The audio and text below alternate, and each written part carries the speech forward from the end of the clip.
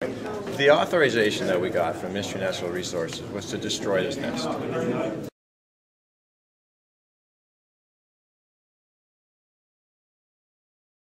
You could remove the turbines, could you not? You did not have to put those turbines there. Yeah, so, yeah, I understand. So you're saying an option could have been to remove the 3 turbines Absolutely. rather than the nest. You know, from our project's perspective, the reason that was problematic is we have an obligation to generate a certain amount of energy for our FIT contract. Florida does for Ontario? We wouldn't be able to do that with 3 wind turbines. So basically you're saying as long as you're generating the power that you have a contract to produce, you don't care about the natural what you destroy or as long as you got your power produced. The natural environment. The project was designed to avoid impacts to the natural environment. Then how did you miss this? Like avoidance to me. So how did you miss it? You need to say that I said it was designed to avoid it, right? You were leaving the site as I got there. Oh, so after they cut it down. I was there because I wanted to ensure that we were preserving the nest and putting on the trailer. Preserving? Tupperware? Give me a break. What is the nest now then?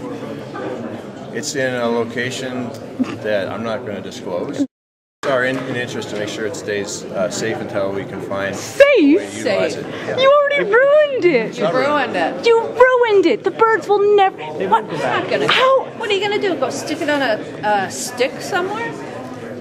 In the middle of a field and say, here you go? There you go? One of the things that the authorization that we got from the Ministry of Natural Resources said was to have a compensation plan in place that they would agree to. And so one of the things we're discussing with them is the relocation of that nest. So you take it out of the branches that it's embedded in and you stick it in another tree? A tree could be a platform. A platform. You know what? That's just like the turbines. They're these artificial green things. That's what you make. You make artificial green things. I make artificial green things. They're not green. There's a number of places along where there's no turbines? Where you could site a nest and be outside of an area of concern for the wind turbines. Which project? You've got Capital Power, you've got Samsung, you've got Nextera. Where the hell are you going to put it? You got IPC. You have a migratory pathway. You have Bird Studies Canada based there for a reason on Long Point. Right. So I'm not sure what your question is. Where are you going to place these eagles? Where are you going to move these eagles? Because that seems to be your job now, right? You're moving eagles. That's part of Nextera's plan. It's a nest. And no, you're moving the eagles. You don't want the eagles there, right? That's what you said. We don't want the eagles to come to any harm. So they have to go somewhere else, right? Wind turbines. So there's a number of places along the North Shore of Lake Erie that, through consultation with MNR. Not Bird Studies Canada. Yeah, possibly with Jody Allaire. We follow the recommendation of the agency that has the authorization to grant. The MNR? Yes. Is that the MNR? Yes. It was. It was an active nest. There were eagles in the nest, is what you're saying. The biologists at MNR spent quite a lot of time deliberating on this, and in the end, they felt like this approach was the best one, obviously, because they. So the project could move forward. That's all it is. That's what they said. It's all it's about. So when you come into Goshen or when you come into Bornish or Adelaide or any of these projects, and there's an eagle nest there, because I'm sure there are eagle nests, right? Mm-hmm. What's your tactic? What are you going to do next? Are you going to do this again? Are you going to cut? Absolutely don't want to do that again.